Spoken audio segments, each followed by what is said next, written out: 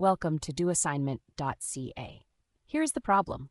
A manufacturing company tracks its monthly profit in thousands of dollars based on the number of units produced in hundreds. The data is as follows.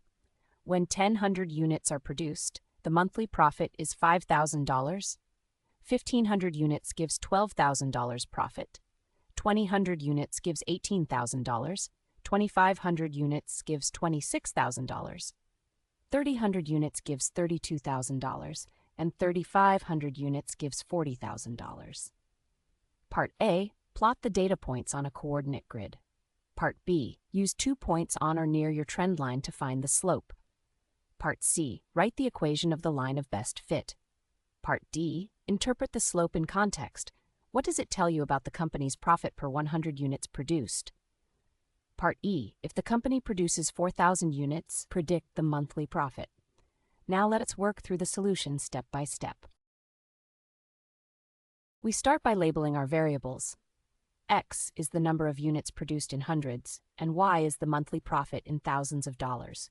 We have 6 data points to work with. The independent variable is X, the number of units, and the dependent variable is Y, the profit. Here are all 6 data points plotted on the coordinate grid.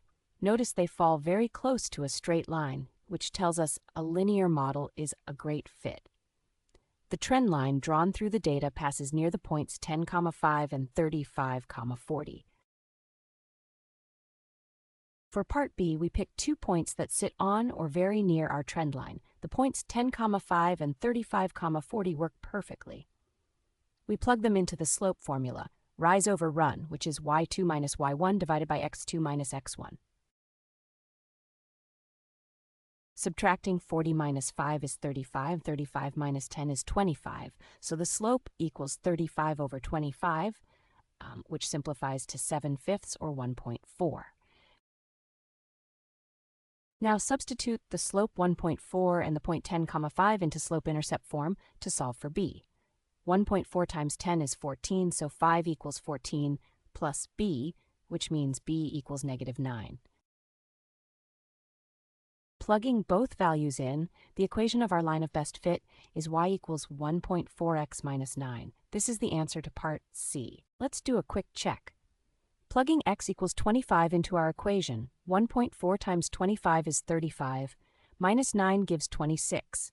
That matches the actual profit of $26,000 exactly, a perfect fit for this point. The slope of 1.4 tells us the rate of change. Since x is measured in hundreds of units and y is measured in thousands of dollars, a slope of 1.4 means that for every extra 100 units produced, monthly profit goes up by $1.4 thousand. That's $1,400. Put another way, each single unit adds about $14 to monthly profit. For Part E, we need to produce 4,000 units. Since x is in hundreds, we divide 4,000 by 100 to get x equals 40.